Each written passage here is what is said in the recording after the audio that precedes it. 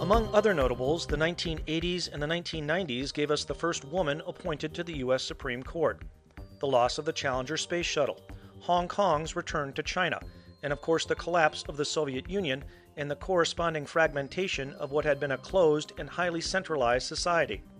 With the advent of the personal computer, dramatic changes were also occurring in the high-tech industry. The Windows operating system, along with Unix, began to be adopted as an alternative server solution to the mainframe. In fact, some were saying the mainframe's days were numbered.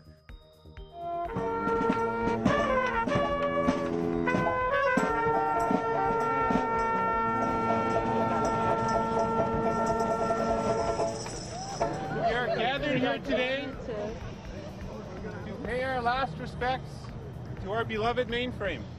The mainframe has been pronounced dead more times than Abe Vigoda, crying out loud. It was a tough time trying to convince people, number one, that you should continue to invest in the mainframe. Mainframes weren't flexible enough. People would come in and say, I need an application change. I need a new application.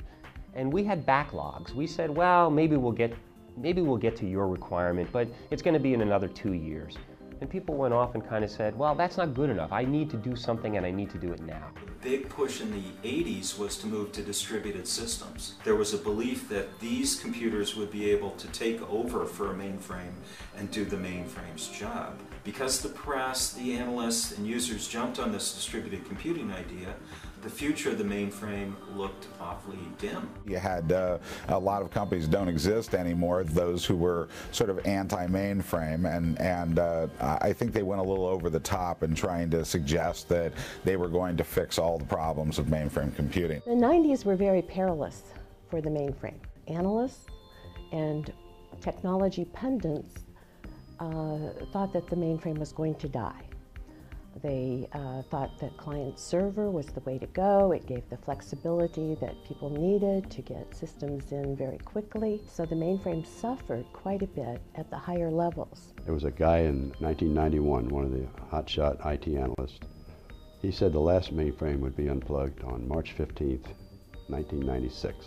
That's almost 15 years ago, and today 50 of the top 50 banks use IBM mainframe computer systems. 24 of the top 27 retailers use IBM mainframe systems. Why do they do that? It's because the mainframe is the most reliable, the most available, and the most secure platform. A computing system is secure if you can rely on it to behave in the manner you expect it to. Now, that is the beauty of the mainframe. There's an old saying that housework is something that nobody notices unless you don't do it.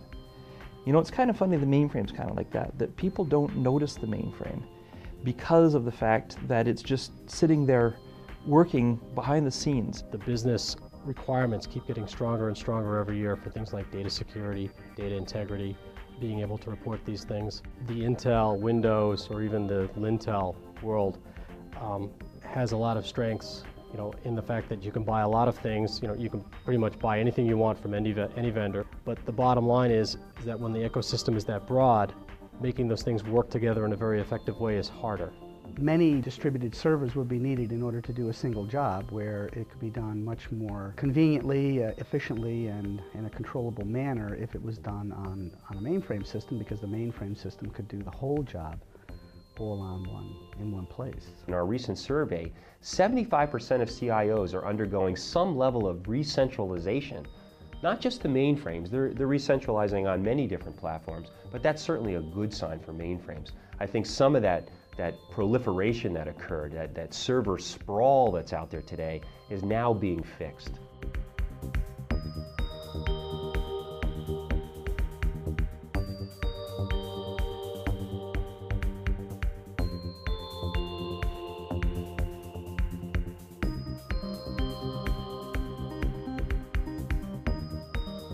I don't see the 80s and 90s as dark ages at all. I see it as a period of growth, expansion, and response to a challenger that came in the form of distributed computing. The 80s are usually remembered as the time when PCs showed up, and that kind of would make you think that the mainframes faded, but they didn't really start fading then at all. They were expanding very, very rapidly. IBM pushed into areas they had not been before, both into smaller companies and larger companies. Amdahl, eventually Hitachi, Fujitsu. It was a real expansion of the mainframe. With the 90s, something a little bit different started happening. The mainframes continued to grow in presence, and they remained extremely important, but increasingly big production workloads could be done on other platforms. And by the end, with, of course, the introduction of the internet and the fact that the mainframe initially didn't play very well in that world, by the end of the 90s, there was a real thought that the mainframes were going to go away, that they were going to become obsolete and just go away eventually. But of course, that didn't happen.